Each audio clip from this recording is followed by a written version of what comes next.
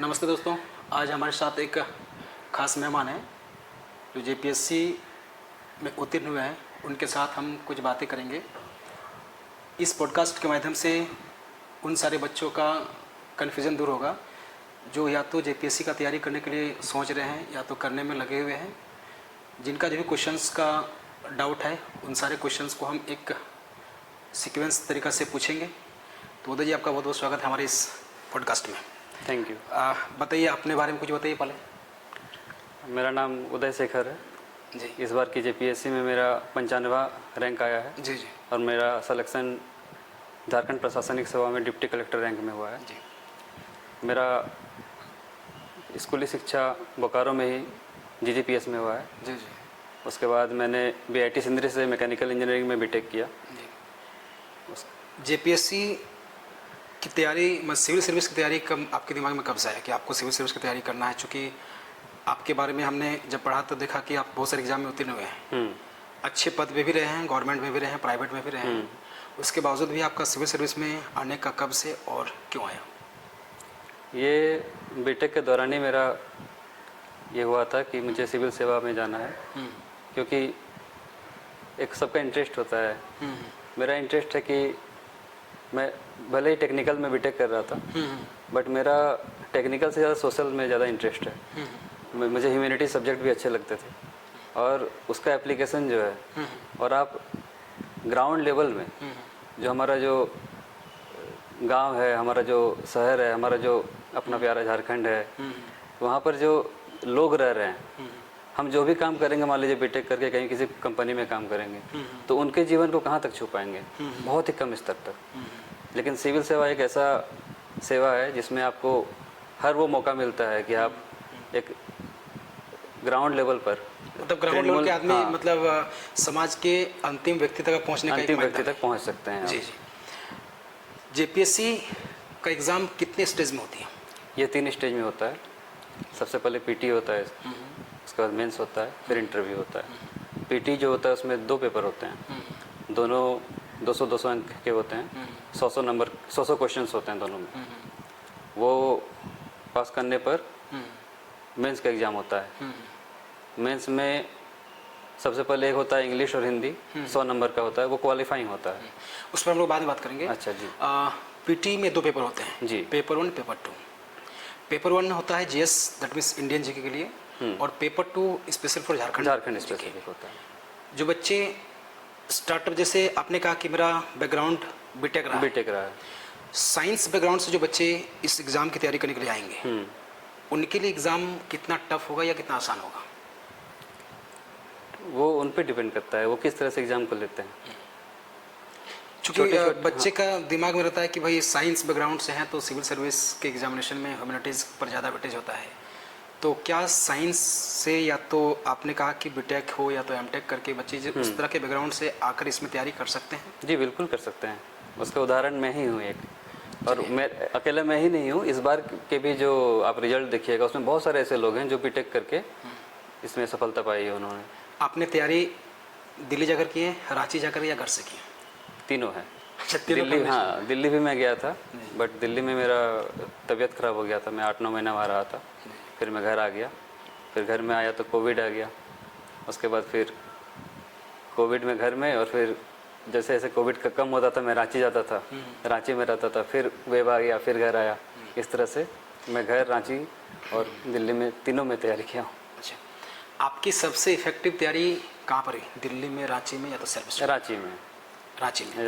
रांची में आप कहाँ पढ़ रहे थे, और आपका जो सोर्सेज थे किस कोचिंग से पढ़ रहे थे, या कौन सा प्लेटफॉर्म से पढ़ रहे थे? ऑनलाइन पढ़ रहे थे, ऑफलाइन पढ़ रहे थे, ग्रुपिंग डिस्कस में? आप किस में थे? मैं सेल्फ स्टडी ही करता था। मैं किताबों को पढ़ता था। यूट्यूब में कुछ, अगर कुछ समझ में नहीं आ रहा है किताबों से, तो यूट्यूब में आज के डेट में इतने सारे वीडियोस भरे पड़े हैं अच्छे अच्छे टीचर्स के, फ्री में। तो मैं उन वीडियो को देखता था। और रांची मेरे जाने का मकसद था एकांतवास।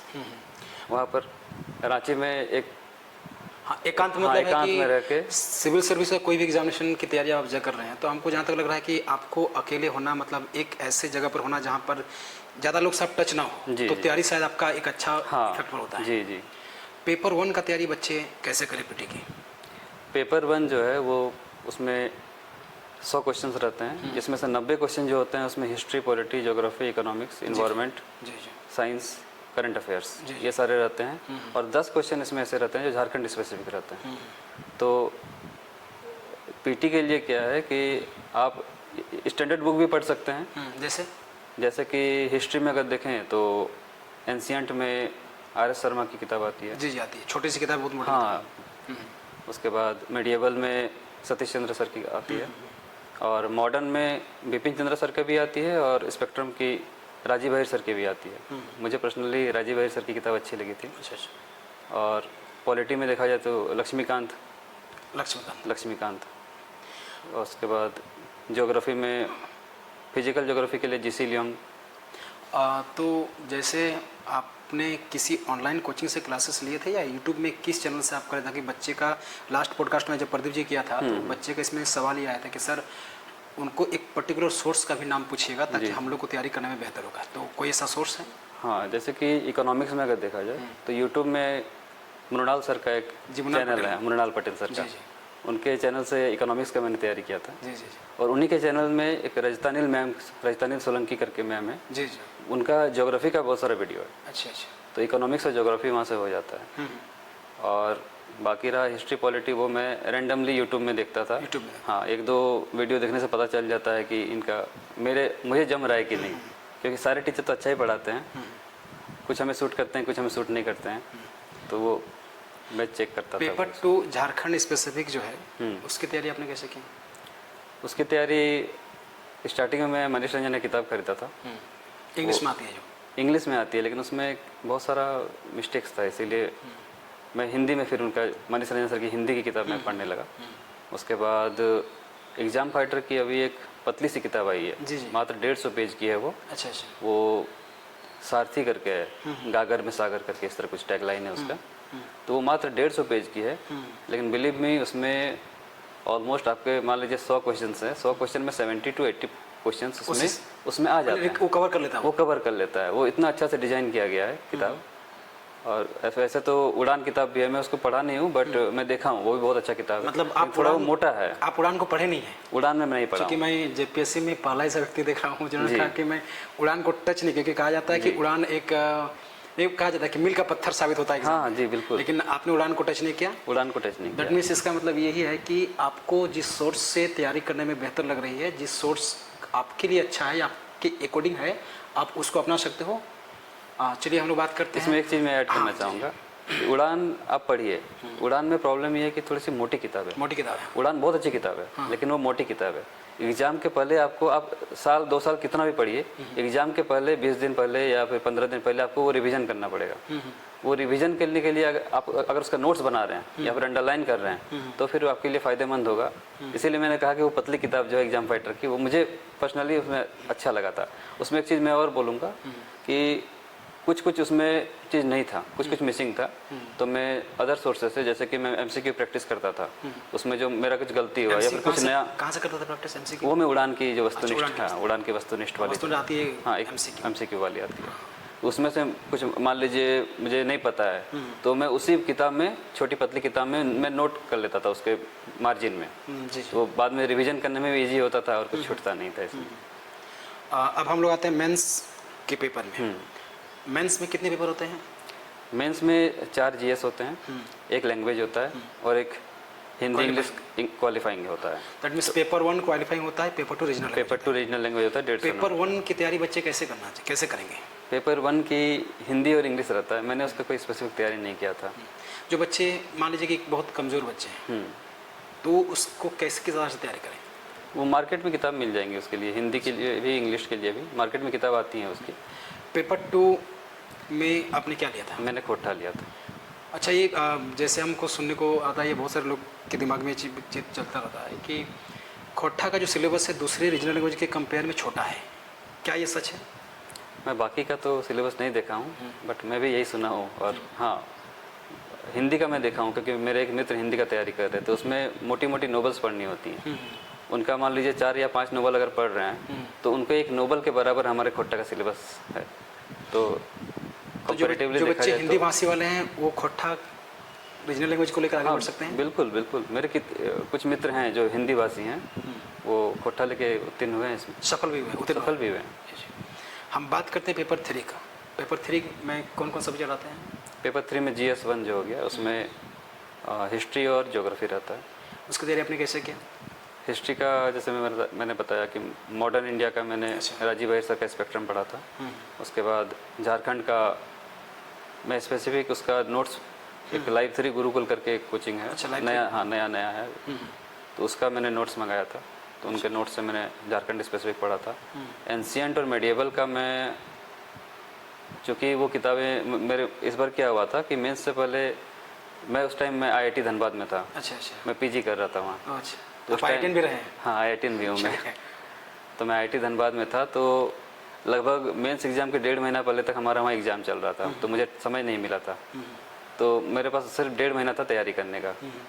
पहले से तो पढ़ा हुआ था, बट मैंने कहा ना कि लास्ट मोमेंट, लास्ट 1-2 महीना या 15 दिन आपको रिवीजन करने के लिए वो चाहिए, सब एक जगह गैदर करने के लिए। तो मैं AI का सहारा लिया था इस बार। आर्टिफिशियल इंटेलिजेंस का चैट GPT है और मेटा है आपका, उसका मैं सहारा लेके एंशिएंट और मेडिएवल में उसका नोट्स बनाया था। एंशिएंट, मेडिएवल और मॉडर्न और झारखंड का उनका नोट्स पढ़ा था। तो एंशिएंट, मॉडल और मेडिएवल, तो कहीं मैं बुक में पढ़ा था या किसी का इंटरव्यू मैंने उसको जिक्र किया था कि तीनों का सिलेबस, एंशिएंट, मेडिएवल और मॉडर्न, क्या तीनों का सिलेबस सेम है? कोई इसमें से कोई वास्ट सिलेबस है जिसको इग्नोर किया जा सकता है, मेडिएवल में, एंशिएंट में और मॉडर्न में? देखिए, लोग बोलते हैं, मैंने कई प्रतिष्ठित शिक्षकों का भी मैंने वीडियो देखा था पहले कि हाँ, उन्होंने कहा था कि आप इग्नोर कीजिए, बट प्रैक्टिकली मैं एक बात बताना चाहूँगा यहाँ कि अगर आप इग्नोर कर रहे हैं तो आपको लॉस होगा MCQ में, क्योंकि हर पेपर में 20 MCQ रहते हैं। जी जी। और अगर आप कुछ सिलेबस छोड़ के जा रहे हैं तो आप ऊपर देख के जाइए, कम से कम अगर बारीक आपको वहाँ तैयारी नहीं करना है तो ऊपर देख के जाइए, ताकि आपको MCQ सॉल्व करने में आसानी हो। मतलब उसको इग्नोर नहीं कर सकते हैं आप, कुछ स्पेसिफिक टॉपिक को थोड़ा स्ट्रॉन्ग करके जाइए, बाकी थोड़ा ऊपर देख के जाइए। और हाँ, पहले से अगर पढ़े हुए हैं, आपने तो PT के लिए पढ़ा ही हुआ है, तो PT के लिए जब हम हिस्ट्री पढ़ते ही हैं तो इसमें वैसा दिक्कत नहीं है, बस रिवीजन के तौर पर। पेपर 4 में सब्जेक्ट्स क्या आते हैं और उसको तैयारी आपने कैसे किया? पेपर 4 में पॉलिटी आता है और पब्लिक एडमिनिस्ट्रेशन आता है।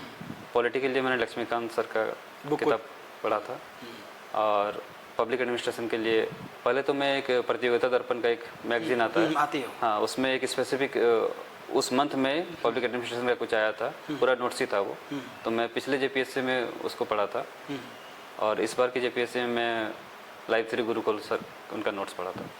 पेपर 5 का तैयारी बच्चे कैसे करो, उसमें सब्जेक्ट क्या आते हैं? पेपर 5 में इकोनॉमिक्स, सस्टेनेबल डेवलपमेंट है, थोड़ा ये वास्ट सिलेबस है इकोनॉमिक्स। हाँ, इकोनॉमिक्स का मेरा पिछले बार जो चयन नहीं हुआ था इकोनॉमिक्स के कारण नहीं हुआ था। वही आपका वही मेरा वीक पॉइंट था। तो इस बार मैं फिर से मृणाल सर का वीडियोस देखा, उसके बाद सिलेबस के अकॉर्डिंग मैंने नोट्स तैयार किया, और लाइव 3 गुरुकुल का नोट्स और चैट GPT और कुछ जैसे कि गूगल में सर्च कीजिएगा तो आपको ओनली IAS का या फिर विजन IAS का कुछ नोट्स मिल जाते हैं, फ्रीली अवेलेबल रहते हैं, तो उनसे कुछ टॉपिक्स का मैंने सहारा लिया था।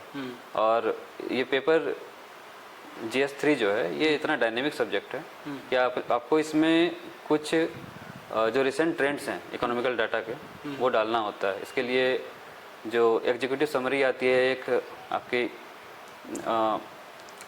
ये इकोनॉमिक सर्वे की, झारखंड की भी और इंडिया के भी इकोनॉमिक सर्वे की, उसको मैं पढ़ा था। बजट का थोड़ा सा समरी में उससे कुछ डाटा निकाल के मैं एग्जाम में अपने आंसर में यूज किया था, तो इस बार इसका फ़ायदा मुझे मिला। पेपर 6 में क्या सब्जेक्ट्स आते हैं और उसकी तैयारी आपने कैसे किया था? पेपर 6 में साइंस टेक है, साइंस टेक्नोलॉजी, उसका तैयारी आपने कैसे किया था? साइंस टेक्नोलॉजी में देखिए, और इन्वायरमेंट है उसमें, तो एक तो फिजिक्स वाला पोर्शन हो गया, उसमें बायोलॉजी का पोर्शन हो गया, इन्वायरमेंट हो गया, एमर्जिंग टेक्नोलॉजीज हो गया, और स्पेस टेक्नोलॉजी हो गया। तो चूँकि मेरा साइंस बैकग्राउंड रहा है तो उसमें मुझे थोड़ा दिक्कत नहीं, वहाँ बायोलॉजी में थोड़ा दिक्कत हुआ, उसके लिए मैं स्पेसिफिक लाइव 3 गुरुकुल का नोट्स पढ़ा था, और बाकी सबका मेरा पहले से तैयारी था, पहले से नोट्स मेरे पास अवेलेबल था, तो उसमें बहुत ज़्यादा दिक्कत मुझे नहीं हुआ। तो हमने पेपर 1 से 6 की बात कर लिया। अब हम बात करते हैं कि कहा जाता है कि सिविल सर्विसेज चाहे स्टेट PCS हो या UPSC हो, इसमें NCERT जो बुक्स होते हैं उसकी कितनी महत्व होती है? क्या वाकई में एनसीईआरटी पढ़ना ही होगा? कहा जाता है कि बिना एनसीईआरटी पढ़े हुए आप सफल नहीं हो सकते, क्या या मिथ है या ये कहाँ तक क्या सही है? नहीं, एज एन इंजीनियर मेरे लिए एनसीईआरटी एक वरदान था, क्योंकि मेरा बैकग्राउंड क्या रहा है कि 10th के बाद मैंने हिस्ट्री पॉलिटी नहीं पढ़ा है। अचानक से 6 या 7 साल बाद मैं फिर से उस ह्यूमैनिटीज़ में अगर आ रहा हूँ, तो एक जो ब्रेक जो हो गया है, तो उस ब्रेक को फिलअप करने के लिए एनसीईआरटी बहुत ही हैंडफुल रहा। उसमें क्या है कि एनसीईआरटी आपको डायरेक्टली फैक्ट्स नहीं डालता है, वो आपको धीरे धीरे प्रोग्रेसिवली वो आपको समझाने की कोशिश करता है। एनसीईआरटी वो बेसिक हाँ, तो एनसीईआरटी से मैंने भी शुरुआत की थी। तो अगर कोई ह्यूमैनिटीज़ बैकग्राउंड से हैं तो ज़रूरी नहीं कि वो एनसीईआरटी पढ़ें, क्योंकि एनसीईआरटी हाँ डायरेक्टली कुछ क्वेश्चन यूपीएससी में 1-2 क्वेश्चन आ जाते हैं, हाँ एमसीक्यू में आ जाते हैं, इसमें भी आ जाते हैं, बट उस 1-2 क्वेश्चन के लिए आप पूरा एनसीईआरटी को फिर से पढ़ें, ये मेरे अकॉर्डिंग एडवाइजेबल नहीं होगा।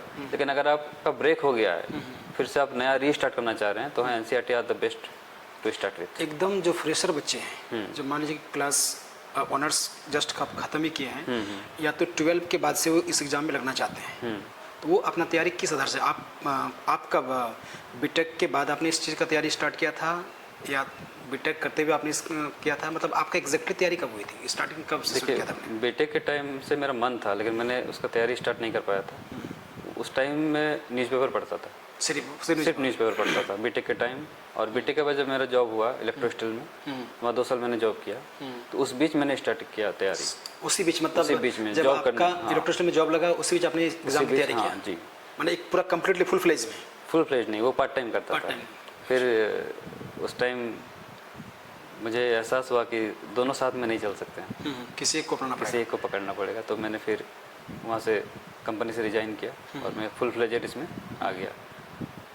जैसे आपने जॉब करते हुए स्टार्टिंग किया था तैयारी, फिर आपको लगा कि जॉब को छोड़ करके हम इसमें ही स्पेशल लग जाते हैं, क्या व्यक्ति या कोई व्यक्ति अगर जॉब कर रहा होता है प्राइवेट में या गवर्नमेंट में, तो जॉब करते हुए इसका तैयारी संभव है या नहीं है? जी बिल्कुल संभव है। टाइम मैनेजमेंट पे डिपेंड करता है। पहले हमें कुछ जानकारी वैसे नहीं थी, धीरे धीरे जैसे जैसे हम तैयारी में आगे बढ़ते गए, तब हमें पता चला कि अच्छा इसको ऐसे पढ़ते हैं, इसको ऐसे करते हैं। स्टार्टिंग में मैंने जो कहा था कि ब्रेक हो गया था, कि मैं टेक्निकल बैकग्राउंड से था और इधर ह्यूमैनिटीज़ में मुझे आना था, तो जो ब्रेक हो गया था, उस ब्रेक से उभरने में मुझे समझ लगा, उसके लिए मुझे जॉब छोड़ना पड़ा।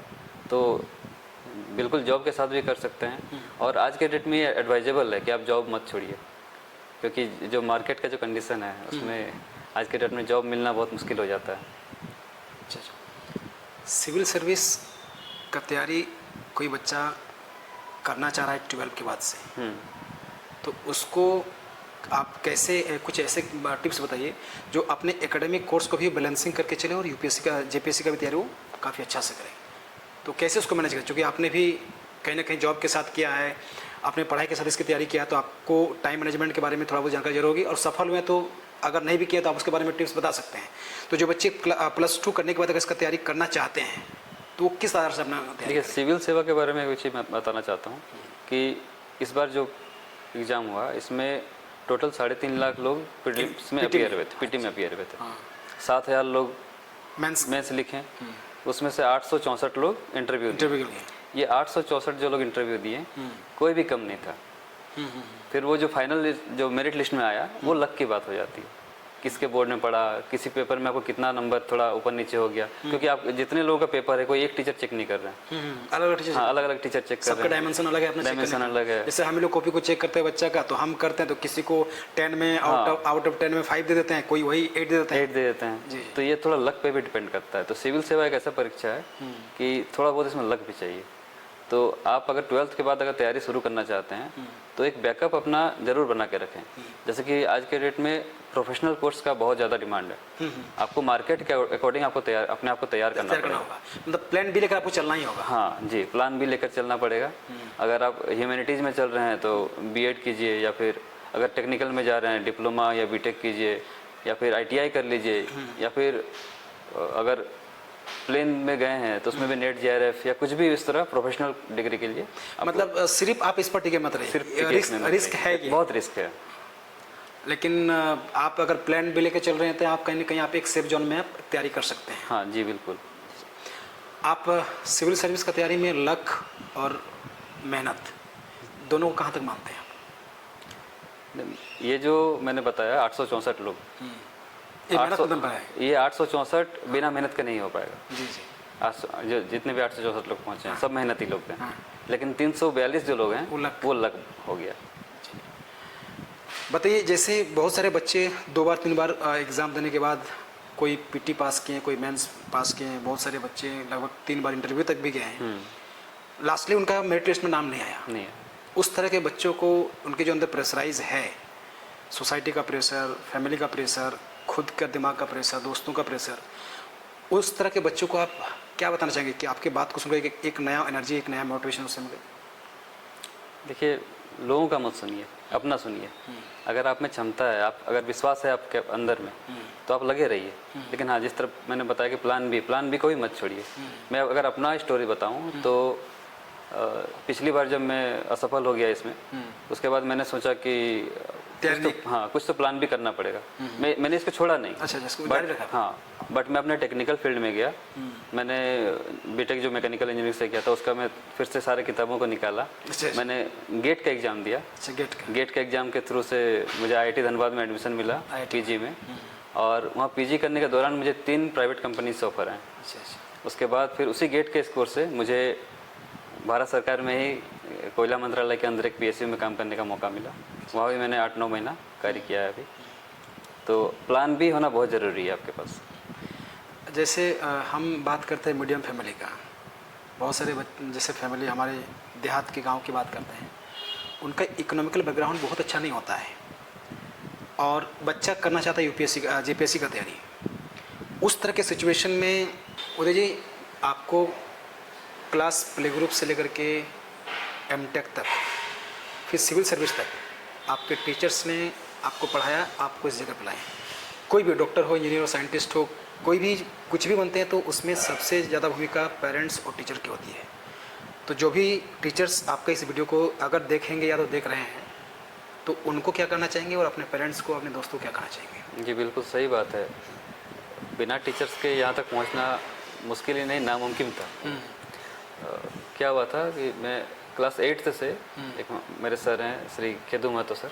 कहाँ पे, कौन सा स्कूल की बात कर रहे हैं? ये स्कूल नहीं, मेरे उनसे मैं ट्यूशन पढ़ता था। अच्छा। तो श्री खेदू महतो सर हैं, उन्होंने मुझे इस सिविल सेवा से परिचय कराया सबसे पहले। उस टाइम मेरे दिमाग में था कि मैं पॉलिटेक्निक करूँगा, किसी प्राइवेट कंपनी में नौकरी करूँगा। बट उन्होंने मुझे बताया कि नहीं, पंख को थोड़ा बड़ा करो, थोड़ा उड़ान लंबा भरो। तो सिविल सेवा से परिचित उन्होंने करवाया मुझे। उसके बाद स्कूल्स में भी टीचर्सों का बहुत सहयोग रहा, कॉलेज में भी रहा। यहाँ IIT धनबाद में एक शिक्षक हैं, उन्होंने मुझे बहुत प्रेरित किया। मेरे जो गाइड टीचर थे श्री हिमांशु गुप्ता सर। उसके बाद अभी उसके इधर लाइफ 3 गुरुकुल का मैंने जिक्र किया था, उसके जो RK चौहान सर हैं, उन्होंने मुझे पर्सनली मेंस के लिए और इंटरव्यू के लिए गाइड किया।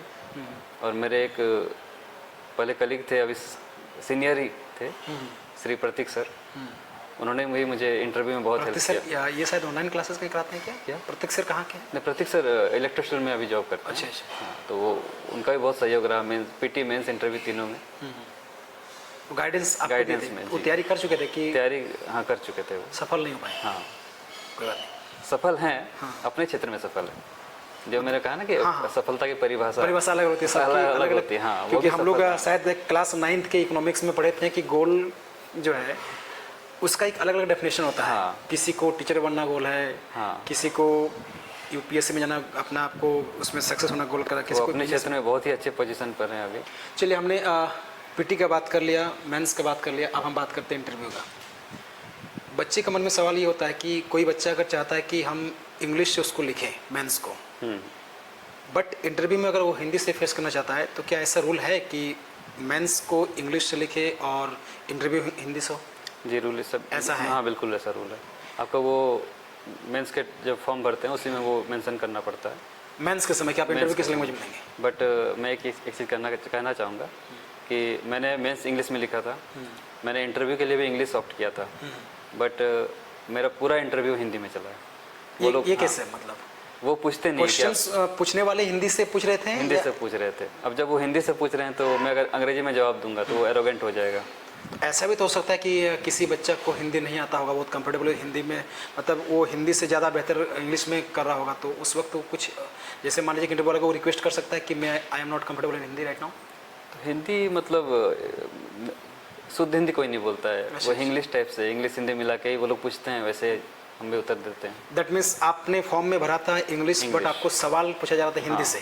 मेरा दोनों बार का ये एक्सपीरियंस अनुभव रहा है। दोनों बार में दोनों बार में ऐसा ही हुआ है। और हिंदी से जवाब दिया? हिंदी से जवाब कुछ ऐसे हिंदी का वर्ड्स जो हैं जो डिफिकल्ट है, जिस वर्ड का आप अर्थ नहीं जान पाते हैं, कुछ सारे ऐसे वर्ड है हिंदी में नहीं, जिसका ऐसा तो कुछ नहीं पूछे थे, नॉर्मल शब्द। नॉर्मल शब्द। जो इंटरव्यू होता है ना वो बहुत ही कैजुअल मतलब अच्छा। फॉर्मली होता है, बट वो जो बोलते हैं बहुत ही आपको रिलैक्स करेंगे, वैसा कोई स्ट्रेस नहीं डालेंगे, इंटरव्यू बहुत ही नॉर्मल तरीके से बात करते हैं। इंटरव्यू के लिए सबसे बड़ा मतलब सीक्रेट क्या है, मतलब जिसमें व्यक्ति, क्योंकि इंटरव्यू लोग बहुत सा डर होता है कि इंटरव्यू ऐसा है कि 4 मिनट में 10 मिनट में ऐसा सवाल कर देंगे, कितना सीढ़ी है, मतलब ये एक जो सोशल मीडिया में चलते रहता है, क्या मतलब उसका सीक्रेट क्या है मैन इंटरव्यू का, क्या बोलना चाहेंगे इस पर? मैं पहले ऐसे प्राइवेट कंपनीज का बहुत सारा इंटरव्यू फेस किया हूँ, मैं PSU का भी इंटरव्यू फेस किया हूँ, और सिविल सेवा का भी 2 बार इंटरव्यू फेस किया हूँ, तो मुझे ऐसा सवाल आज तक नहीं मिला। हाँ, कुछ ट्रिकी क्वेश्चंस हो सकते हैं, बट वो या तो आपके सब्जेक्ट्स का रिलेटेड हो सकते हैं, या फिर कुछ सोसाइटी में कुछ चल रहा है उससे रिलेटेड हो सकते हैं, बट इस तरह से जो फेसबुक और व्हाट्सएप में चलते हैं वैसे सवाल नहीं आते हैं। वो सिर्फ फेसबुक रील से रियल नहीं, वो रियल नहीं होता। किसी का हुआ होगा, बट मुझे मेरे अनुभव में तो वैसा कभी नहीं मिला मुझे। ऐसे सवाल मतलब आपसे नहीं किया गया? हाँ। आपने इससे पहले भी इंटरव्यू फेस किया था जी। और इस बार आप सफल हुए। पिछली बार आप में क्या कमी थी, क्या मतलब वीकनेस पॉइंट था, आपको ये फील हुआ होगा कि आप इस कारण आप सफल नहीं हो पाए थे, जिसको आप इस बार कंप्लीट किए, क्या ऐसा था जिसमें आप पिछली बार सफल नहीं हो पाए थे? पिछली बार इकोनॉमिक्स सब्जेक्ट में मेरा मार्क्स कम था। जैसे मैंने बताया कि इकोनॉमिक्स थोड़ा डायनेमिक सब्जेक्ट है, उसमें आपको थोड़ा डाटा फैक्ट्स फिगर्स करंट को जो कि पिछले बार वो मेरी कमी रह गई थी उत्तर में, तो इस बार उसको मैंने अच्छे से और तैयारी किया, और जैसे मैंने आपको बताया इकोनॉमिक्स सर्वे बजट, उससे कुछ मैंने डाटा निकाले, फैक्ट्स निकाले, कुछ डायग्राम्स, फ्लो चार्ट्स, ये सब ऐड करके इस बार अच्छा नंबर आया। अगर आप चाहेंगे तो शेयर कर सकते हैं। इंटरव्यू में कुछ ऐसे सवाल के आप जिक्र कीजिए जो काफ़ी मज़ेदार रहा हो, जिससे ऑडियंस या बच्चे समझ पाए कि ऐसे क्वेश्चंस पूछा जाता है ताकि वो प्रिपरेशन के लिए वो रेडी रहें। कुछ ऐसे सवाल? मुझसे पाकिस्तान का एरिया पूछा गया था। हाँ, कि टोटल एरिया कितना? टोटल पाकिस्तान का एरिया क्या है। अच्छा। उसके बाद मुझसे पूछा गया कि आपको किसी स्पोर्ट्स में इंटरेस्ट है। मैंने आउटराइटली डिनाई कर दिया था कि नहीं, मैं स्पोर्ट्स वैसे देखता भी नहीं हूँ, खेलता भी नहीं हूँ। तो कुछ तो देखते हो? हाँ, क्रिकेट देखता हूँ, अगर कुछ वर्ल्ड कप का फाइनल मैच रहा तो ही देखता हूँ। तो उसके बाद भी हाँ, मुझे प्रेशर डालने के लिए वो लोग मुझे हॉकी के बारे में, टेनिस के बारे में, चेस के बारे में, बैडमिंटन के बारे में पूरा इन डेप्थ क्वेश्चन पूछे थे। तो आपने कुछ टर्मिनोलॉजी थे, आई डोंट नो सर, मुझे नहीं पता है। मतलब अगर आपको इंटरव्यू में 100 सवाल पूछा गया है, क्या ये सच है कि अगर 99 का जवाब अगर 9 से देंगे और एक कॉन्फिडेंट के साथ देंगे, जो 99 जवाब नहीं देने से जो प्रेशर आपके अंदर हुआ है, उस प्रेशर को झेलते हुए अगर लास्ट क्वेश्चन का जवाब अगर बहुत बेहतर से देंगे तो आप सफल होने के चांसेस है? बिल्कुल। आप 100 में 100 का जवाब मत दीजिए, हाँ ठीक है, लेकिन एक कायदे से, एक तरीके से डिनाई कीजिए। मतलब प्रेशर को आपको झेलने की क्षमता को लोग ऑब्जर्व करते हैं। कोई ऐसा इंटरेस्टिंग सवाल जो आपसे जुड़ा हुआ सवाल पूछे हैं? पर्सनल सवाल तो नहीं पूछे हैं। तो जैसे आपके बैकग्राउंड से सवाल पूछे होंगे? नहीं। जिस बैकग्राउंड से आप मान लीजिए कि आपने बीटेक, नहीं, इसमें सवाल नहीं पूछे? इस बार नहीं पूछे, पिछले बार पूछे थे। बताइए उदय जी, सफलता को कैसे मापते? कहा जाता है कि नौकरी पाना ही सफलता है, या सफलता का कुछ और परिभाषा होता है? सफलता सबके लिए अलग हो सकता है। हाँ, मुझे सिविल सेवा में इंटरेस्ट था, इसलिए शायद मेरे लिए सफलता है, बट किसी को सिविल सेवा में इंटरेस्ट ना हो, लेकिन अगर हम उनको भी इसी के तराजू में तोलें तो ये सही नहीं है। एक हम लोग स्टूडेंट्स को भी बोलते हैं, हम लोग, हमारे टीचर भी हमें बोलते थे कि अगर हम फीस को घुड़सवारी घोड़े के रेस में घोड़े के साथ दौड़ा दें तो फीस नहीं जीत पाएगी, वो बाहर आके तड़प के मर जाएगी। इसी तरह होता है, सबका अपना एक इंटरेस्ट होता है, सबका अपना फील्ड होता है।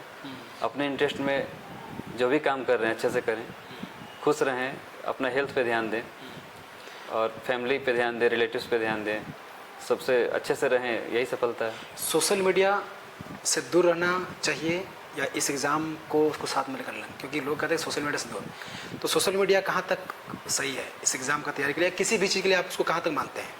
एक ऑप्टिमल यूज होना चाहिए। जैसे मैं पूरे अपने थ्रू आउट द जर्नी मैं फेसबुक यूज़ नहीं करता था, कभी नहीं? कभी आपका अकाउंट रहा कभी कि नहीं? अकाउंट है, अकाउंट था लेकिन मेरा, आपने यूज़ नहीं किया? बट मैंने उसका यूज़ नहीं किया। हाँ, व्हाट्सएप करता था, क्योंकि व्हाट्सएप में कुछ ऐसे ग्रुप्स बन जाते हैं दोस्तों के साथ, जिसमें हम लोग नोट्स शेयर करते थे, जिसमें कुछ स्ट्रेटजी या फिर कुछ अगर नोटिफिकेशन आने वाला है उसके हम लोग जो नोटिस हैं या पेपर कटिंग्स है वो शेयर करते थे। तो इसीलिए व्हाट्सएप को हमने यूज किया है। इससे पहले मैं बता चुका था कि मैं चैट जीपीटी का यूज करता था। अच्छा, बताया आपने। हाँ, तो व्हाट्सएप में भी एक चैट ये एआई की टूल है, उसका भी मैं बहुत कुछ आंसर में उसका भी यूज करता था। तो सोशल मीडिया अपने आप पे डिपेंड करता है आप किस तरह उसको लेते हैं। पेरेंट्स का रोल इस एग्ज़ाम में क्या रहता है? क्योंकि कहा जाता है कि जब कोई बच्चा सिविल सर्विस का या तो किसी एग्ज़ाम का तैयारी करता है तो सिर्फ बच्चा ही तैयारी नहीं करता, पूरी फैमिली उसके साथ तैयारी करती है। तो आप इसको कहाँ तक मानते हैं? तो धीरज रखना पड़ेगा, पेरेंट्स को धैर्य रखना पड़ेगा, बिल्कुल। क्योंकि सक्सेस जो है ना वो कभी कभी टाइम लगता है। एक बांस का जो हम लोग एक चीन में एक ये है कि बांस का जो ये होता है उसका शायद बीज होता है वो, तो उसको जो डालते हैं तो वो पहले जब निकलता है पहला 5 या 6 साल बहुत छोटा सा निकलता है वो, फिर अचानक से देखिए 1 सप्ताह में वो बहुत बड़ा हो जाता है। सफलता भी इसी तरह होती है कि पहले आपको सींचना पड़ेगा अपने आप को, फिर आपको फ्रूट्स नज़र आएंगे। सफलता को कोई 2 पॉइंट से बताइए कि सफलता को आप कैसे परिभाषित करेंगे? आप सफलता को कैसे आंकते हैं? आप जो भी कर रहे हैं अच्छे से कीजिए, और अगर आप उसमें संतुष्ट हैं तो आप सफल हैं। आप अगर स्वस्थ हैं, आपका मन स्वस्थ है, आपके दिमाग में वैसा कुछ टेंशन नहीं है ज़्यादा कि लोग क्या कहेंगे, मेरे घर वाले क्या कहेंगे, तो आप सफल हैं। बहुत समय ले लिए, 2 क्वेश्चन करेंगे, उसके बाद हम पॉडकास्ट को ख़त्म करेंगे।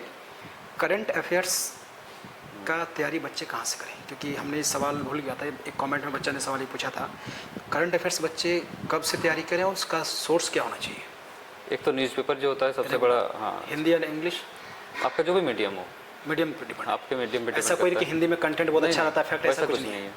हाँ, लोग मानते हैं द हिंदू को, बट मैं पर्सनली इंडियन एक्सप्रेस पढ़ता था। अच्छा। और हिंदी का भी मैं ये दैनिक भास्कर पढ़ता था। भास्कर, हाँ। क्या पढ़ें? जैसे बहुत सारे घटना रहते हैं, उसमें उसका कौन सा पेज को ज़्यादा फोकस करें? एडिटोरियल, पॉलिटिकल न्यूज़ को ज़्यादा मत देखें, बट अगर मान लीजिए कुछ पार्लियामेंट में सेशन चल रहा है या फिर विधानसभा में कुछ सेशन चल रहा है, देखना चाहिए क्या बिल उसमें पास हो रहा है या फिर क्या बिल प्रपोज्ड है, वो देखने से हमें विधान पालिका की जो कार्य करने की जो प्रणाली है वो समझ में आएगा। फिर उसमें कार्यपालिका का भी जो हमारे न्यूज़पेपर में डेली कुछ ना कुछ न्यूज़ आता है कि आज यहाँ रेट पड़ा, आज ये मीटिंग हुई कि शांतिपूर्व ये फेस्टिवल पार करना है। तो ये सब कार्यपालिका का जो कार्य प्रणाली है ये समझने में ये हमें बहुत ही हेल्प मिलता है न्यूज़पेपर से। और न्यूज़पेपर से क्या होता है कि देश दुनिया में क्या नया टेक्नोलॉजी, क्या नया पॉलिसी, कौन किस देश का कौन सा प्रधानमंत्री बना, कौन राष्ट्रपति बना, अभी कहाँ वॉर चल रहा है, ये सब जानने में बहुत सहायक होता है। और इंटरव्यू में ऐसे अक्सर देखा गया मेरे मित्रों को सवाल पूछे जाते हैं कि इंटरनेशनल रिलेशन से खासकर, तो ये न्यूज़पेपर बहुत ही कारगर होता है। जो बच्चे, और करंट अफेयर्स का मैं एक चीज़ और इसमें ऐड करना चाहूँगा कि करंट अफेयर्स का मैगजीन आता है, फ्रीली अवेलेबल है। विजन IAS का मिलता है, इंग्लिश में हिंदी में दोनों में आता है, उसका मंथली आता है, वो देख सकते हैं। और झारखंड स्पेसिफिक भी बहुत लोगों को पता नहीं है, दृष्टि IAS का आता है, झारखंड स्पेसिफिक, उसके वेबसाइट में जाइएगा, मिल जाते हैं। हाँ जी, हर मंथ का वो 10-15 पेज का रहता है, तो झारखंड स्पेसिफिक भी फ्रीली आपको मिल सकता है दृष्टि IAS में, इंग्लिश हिंदी दोनों में अवेलेबल है। बच्चे एकदम फ्रेशर हो, वो अपना तैयारी कैसे करें, स्टेप वाइज थोड़ा बता दीजिए। सबसे पहले अगर आप ह्यूमैनिटीज़ बैकग्राउंड से हैं तो आपका बैकग्राउंड बना हुआ है तो आप स्टैंडर्ड बुक उठा सकते हैं। अगर आप ह्यूमैनिटीज़ बैकग्राउंड से नहीं हैं, और अगर हैं भी और अगर आपका बैकग्राउंड नहीं बना हुआ है तो आप NCERT से शुरुआत कीजिए, उसके बाद स्टैंडर्ड बुक्स को पढ़िए, और बुक्स चेंज मत कीजिए। अगर आप आज लक्ष्मीकांत पढ़ रहे हैं तो आप फिर लक्ष्मीकांत ख़त्म करके DD बसु मत जाइए, एक ही बुक को 10 बार पढ़िए। और पहला रीडिंग कीजिए, दूसरा रीडिंग, तीसरा रीडिंग, उसके बाद नोट्स बनाना शुरू कीजिए। क्योंकि क्या होता है ना, स्टैंडर्ड बुक्स भी काफ़ी मोटी मोटी होती हैं। आप 2 साल कितना ही पढ़ लीजिए, 1 साल कितना ही पढ़ लीजिए, एग्ज़ाम के पहले अगर नहीं पढ़िएगा तो आपका कॉन्फिडेंस नहीं आएगा, तो उसमें फिर वो आपका रिजल्ट प्रभावित होता है। तो उसके लिए आप नोट्स बनाना शुरू कीजिए। अगर आप लैपटॉप में या फिर कंप्यूटर में कंफर्टेबल हैं उसमें भी नोट्स आसानी से बन जाता है। वॉइस टाइपिंग भी होता है आजकल। और अगर आप हाथ से लिखना पसंद करते हैं तो हाथ से भी लिखिए, उसमें बहुत ज़्यादा मैटर नहीं करता है आप कैसे नोट्स बना रहे हैं, बट हाँ नोट्स ज़रूर बनाइए। आपका रैंक क्या था इस बार? 95। 95। दैट मीन्स आपको वीडियो को पोस्ट मिला है। ये डिप्टी कलेक्टर डिप्टी कलेक्टर का रैंक है। उसके बाद उसमें BDO CO एग्जीक्यूटिव मजिस्ट्रेट का तीनों में से पोस्ट कोई? मिलता है। हाँ कोई। तो चलिए हमारे साथ आज उदय शेखर जी थे। इनकी सफल